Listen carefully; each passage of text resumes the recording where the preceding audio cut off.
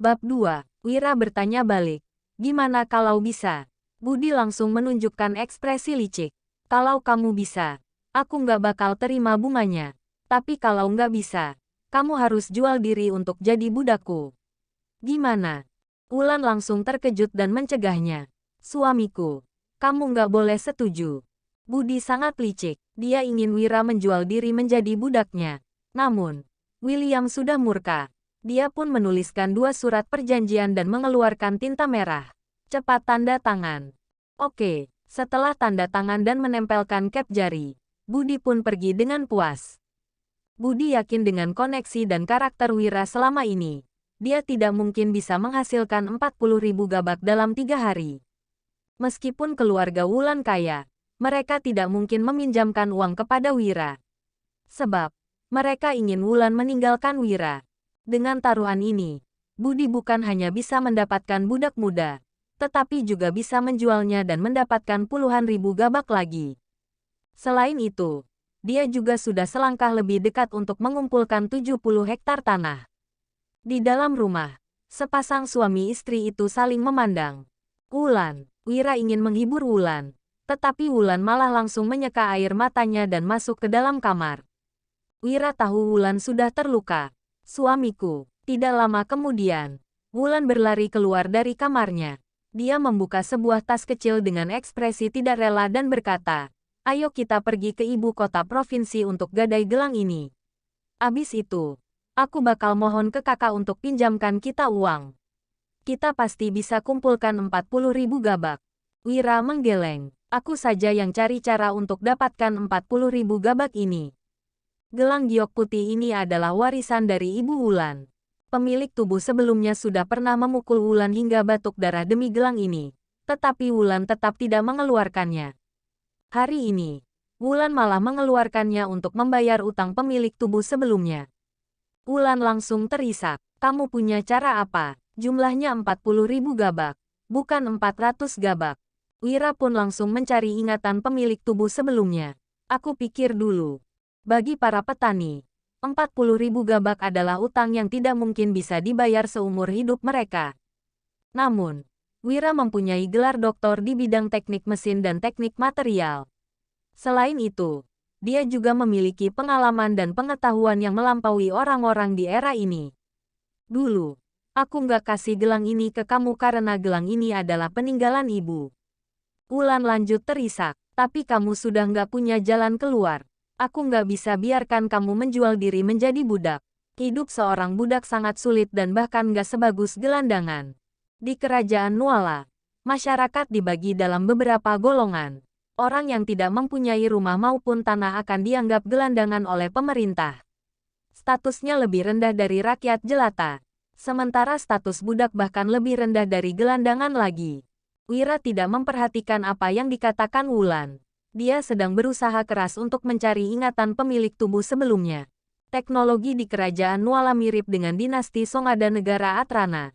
Wira yang mempunyai gelar doktor di bidang teknik mesin dan teknik material pasti bisa menciptakan sesuatu yang baru. Namun, desa kecil ini bahkan tidak mempunyai toko besi. Orang yang sangat berbakat sekalipun tidak akan bisa maju di desa ini. Tapi ini benar-benar yang terakhir kali. Ya, kelak. Kakak pasti nggak bakal bantu kita lagi. Wulan menyeka air matanya, lalu mendongak. Kalau kamu pinjam uang dari luar lagi, aku benar-benar sudah nggak bisa bantu. Kalau kamu jadi gelandangan, aku bakal temani kamu jadi gelandangan. Ketemu cara. Mata Wira langsung berbinar. Dia mengambil sebungkus tepung kedelai, lesung batu dan cangkul, lalu keluar dari rumah dengan menjinjing keranjang bambu. Suamiku. Wulan sangat heran. Biasanya, Wulan yang selalu bercocok tanam, suaminya tidak pernah melakukan hal itu. Lagi pula, musim panen sudah berakhir. Untuk apa suaminya mengambil alat bertani? Dusun Darmadi mempunyai tanah yang datar. Di luar desa, ada sungai Jinggu yang jauhnya 500 meter dan gunung yang jauhnya 15 kilometer. Di dusun ini, ada 40 keluarga yang semuanya bermarga Darmadi. Mereka semua berasal dari leluhur yang sama. Setelah musim panen berakhir, penduduk harus membayar pajak penghasilan dan pajak tanah. Para bandit juga akan datang untuk meminta hasil panen mereka. Bahan pangan yang disimpan para penduduk biasanya tidak cukup untuk memenuhi kebutuhan hidup mereka, apalagi harus bertahan sampai musim panen berikutnya. Jadi, tidak ada penduduk yang menganggur. Jika tidak pergi bekerja, mereka akan menjahit di rumah atau mengumpulkan sayuran liar. Begitu sampai di tanah kosong di luar dusun, Wira pun mulai mencangkul. Dia mengambil sehelai rumput, mencucinya di air dalam ember, lalu mulai mengunyahnya. Bukannya itu Wira, kenapa dia makan rumput? Pasti rumahnya sudah kehabisan makanan. Dengar-dengar, dia berutang 40.000 gabak sama Pak Budi. Kalau dia tidak bisa bayar 3 hari lagi, rumah, istri dan tanahnya bakal jadi milik Pak Budi. Dasar pemboros. Padahal ayahnya sudah tinggalkan begitu banyak harta buat dia, tapi semuanya sudah habis di foya-foya. Sekarang dia sampai harus makan rumput lantaran kelaparan. Mampus. Saat melihat Wira yang mengunyah rumput, beberapa wanita yang keluar untuk memetik sayuran liar pun menghujatnya. Wira pun memuntahkan rumput yang dia kunyah, lalu mulai mencangkul. Pemilik tubuh sebelumnya tidak bekerja dan jarang berolahraga. Jadi, staminanya sangat buruk. Setelah menggali sesaat, Wira pun bersandar pada cangkulnya sambil terengah-engah. Wira, rumahmu sudah nggak ada makanan. Ya, kok makan rumput? Rumput ini nggak bisa dimakan loh. Ngemis saja sama warga dusun. Kamu toh seorang pelajar. Orang-orang pasti bakal kasih kamu makan kok. Seorang pemuda yang terlihat seperti preman berjalan mendekati Wira. Pakaiannya terlihat kotor. Sepatu kainnya juga sudah robek. Dia menatap Wira sambil melipat tangannya di depan dada. Sony, bantu aku gali rumput ini dulu. Nanti aku pasti bagi hasilnya ke kamu. Wira memohon dengan terengah-engah. Sony Darmadi adalah gelandangan di dusun mereka. Dia tidak bekerja dan hanya suka berkeliaran. Dulu, asalkan bertemu dengan pemilik tubuh sebelumnya, Sony selalu menyanjungnya. Bagaimanapun juga, pemilik tubuh sebelumnya adalah seorang pelajar yang mungkin menjadi pejabat. Sejak pemilik tubuh sebelumnya jatuh miskin, Sony bukan hanya tidak menyanjungnya lagi, tetapi malah mengejeknya. Setelah mendengar permintaan Wira, Sony langsung memelototinya. Asal kamu tahu, aku nggak bakal kelaparan kemanapun aku pergi. Memangnya aku perlu dikasihanimu? Yang mau kubagi kasih kamu itu bukan rumputnya. Jika bukan karena badannya terlalu lelah, Wira juga tidak ingin menghiraukan Sony. Sony memang tidak akan kelaparan karena dia sangat tidak tahu malu. Kamu nggak perlu jelasin lagi. Aku tahu situasimu. Kok, jangan gali lagi. Pergi saja ke rumah mertuamu dan minta maaf.